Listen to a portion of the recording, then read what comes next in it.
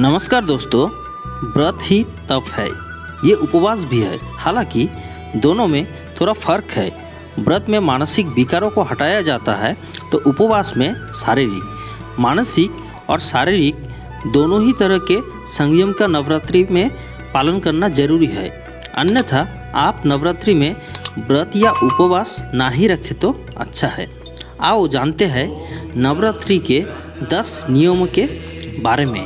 उपवास कई प्रकार के होते हैं, जैसे कि प्रातः उपवास, अधो उपवास, एकाहार उपवास, रसो उपवास, फलो उपवास, दुर्गोपवास, तक्रोपवास, पूर्णोपवास, साप्ताहिक उपवास, लघु उपवास, कठोर उपवास, टूटे उपवास, दीर्घ उपवास, पाक्षिक व्रत, त्रैमासिक व्रत, 6 मासिक व्रत और वार्षिक व्रत। कभी कभी भोजन करने, दूध या रस पीने के बाद माता जी की पूजा नहीं करना चाहिए। माता की पूजा झूठे मुंह से नहीं करते हैं। नवरात्रियों में कठिन उपवास और व्रत रखने का महत्व है। उपवास रखने से अंग प्रत्यंगों की पूरी तरह से भीतरी सफाई हो जाती है। उपवास में रहकर इन 9 दिनों में की गई हर तरह की साधनाएं और मनोकामनाएं पूर्ण होती है।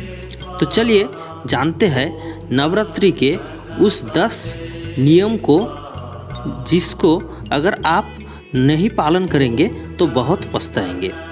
पहला है, इन 9 दिनों में स्त्री संग शयन वर्जित माना जाता है। दूसरा, इन 9 दिनों में किसी भी प्रकार से क्रोध ना करें। तीसरा, इन 9 दिनों में बुरा देखना, सुनना और कहना छोड़ दे। चौथा, इन 9 दिनों में पवित्रता का ध्यान रखें।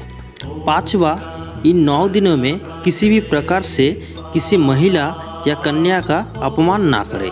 छठा, नवरात्रि के दौरान रसोपवास, फलोपवास, दुर्गोपवास, लघु उपवास, अधोपवास और पूर्णोपवास किया जाता है। जिसकी जैसी क्षमता होती है वो वैसा उपवास करता है। सातवां, अधोपवास। इन 9 दिनों में अधोपवास अर्थात एक समय भोजन किया जाता है, जिसमें बगैर लहसुन व प्याज का साधारण भोजन किया जाता है, वह भी सूर्यास्त से पूर्व। बाकी समय सिर्फ जल ग्रहण किया जाता है। 8वां, पूर्णोपवास। बिल्कुल साफ सुथरे ताजे पानी के अलावा किसी और चीज़ को बिल्कुल ना खाना पूर्णोपवास कहलाता है। इस उपवास में उपवास से संबंधित बहुत सारे नियमों का पालन करना होता है। इस कठिन उपवास को करने वाले 9 दिन कहीं भी बाहर नहीं जाते हैं। 9वां, बहुत से लोग अधोपवास में एक समय भोजन और एक समय साबूदाने की खिचड़ी खा लेते हैं।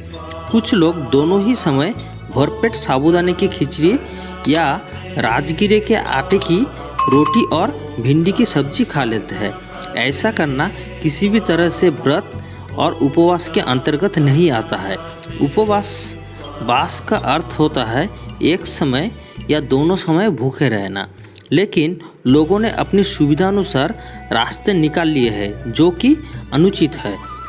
और 10वां नियम है, इन 9 दिनों में यदि आप उपवास नहीं भी कर रहे हैं तो भी आपको मद्यपान, मांस भक्षण और मसालेदार भोजन नहीं करना चाहिए।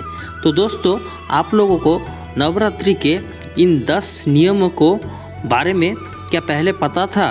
आप कमेंट बॉक्स में ज़रूर बताइएगा। और वीडियो को अगर अच्छा लगे तो दोस्तों के साथ शेयर कर दीजिएगा। और हमारे चैनल पे अगर आप नए हैं तो चैनल को ज़रूर सब्सक्राइब कर दीजिएगा। धन्यवाद।